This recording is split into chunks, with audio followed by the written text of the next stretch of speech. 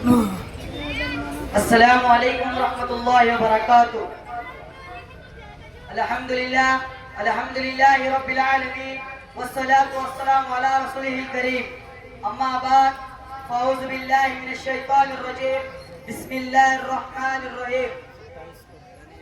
ವೇದಿಕೆಯಲ್ಲಿ ಹಸೀನಾಗಿರುವ ಮುಖ್ಯ ಅತಿಥಿಗಳೇ, ಗುರುಗಳೇ, ತಂದೆ ತಾಯಿಯರೇ ಹಾಗೂ ನನ್ನ ಪ್ರೀತಿಯ ಸ್ನೇಹಿತರೆ, ಅಲ್ಲಾಹ್ ತಾಲಾ ನಮ್ಮೆಲ್ಲರನ್ನು ಇಲ್ಲಿ ಈ ಪವಿತ್ರ ಮಸೀದಿಯಲ್ಲಿ ಸೇರಿಸುವುದಕ್ಕೆ ಮೊದಲು ಅವನಿಗೆ ಅನಂತ ಧನ್ಯವಾದಗಳನ್ನು ಸಲ್ಲಿಸುತ್ತೇನೆ. ಮಸೀದಿ ಎಂಬುದು ಕೇವಲ ಪ್ರಾರ್ಥನೆ ಮಾಡುವ ಸ್ಥಳವಲ್ಲ, ಇದು ಈಮಾನನ್ನು ಬಲಪಡಿಸುವ ಕೇಂದ್ರ, ಬುದ್ಧಿ ಬೆಳೆಸುವ ಶಾಲೆ ಮತ್ತು ಸಮಾಜವನ್ನು ಸರಿದಾರಿಗೆ ತರುವ ದಾರಿ ದೀಪವಾಗಿದೆ. ನಮ್ಮ ನಬಿ ಮೊಹಮ್ಮದ್ ಅವರು ಮದೀನಾಗೆ ಹಿಜ್ರತ್ ಮಾಡಿದ ತಕ್ಷಣ ಮೊದಲಾಗಿ ಮಸೀದಿಯನ್ನು ನಿರ್ವಹಿಸಿದರು. ಇದರಿಂದ ನಮಗೆ ತಿಳಿಯುವುದು ಏನೆಂದರೆ, ಒಂದು ಸಮಾಜದ ಸುಧಾರಣೆಗೆ ಮತ್ತಷ್ಟು ಗಟ್ಟಿಗೊಳಿಸಬೇಕಾಗಿದೆ.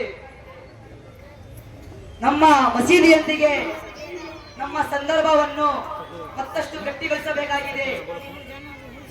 ಪ್ರಾರ್ಥನೆಗಳನ್ನು ಸಮಯಕ್ಕೆ ಸರಿಯಾಗಿ ಮಾಡಿಸುವುದು, ಕುರಾನ್ ಓದುವುದು, ಮಕ್ಕಳಿಗೆ ದೀನಿ ಶಿಕ್ಷಣ ನೀಡುವುದು ನಮ್ಮ ಜವಾಬ್ದಾರಿಯಾಗಿದೆ.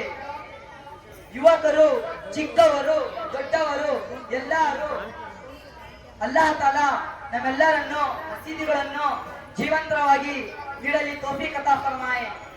ಆಮೀನ್. ವಾಹೃದಾನ ಅಲ್ಹಮ್ದುಲಿಲ್ಲಾಹಿ ರಬ್ಬಿಲ್ ಆಲಮೀನ್.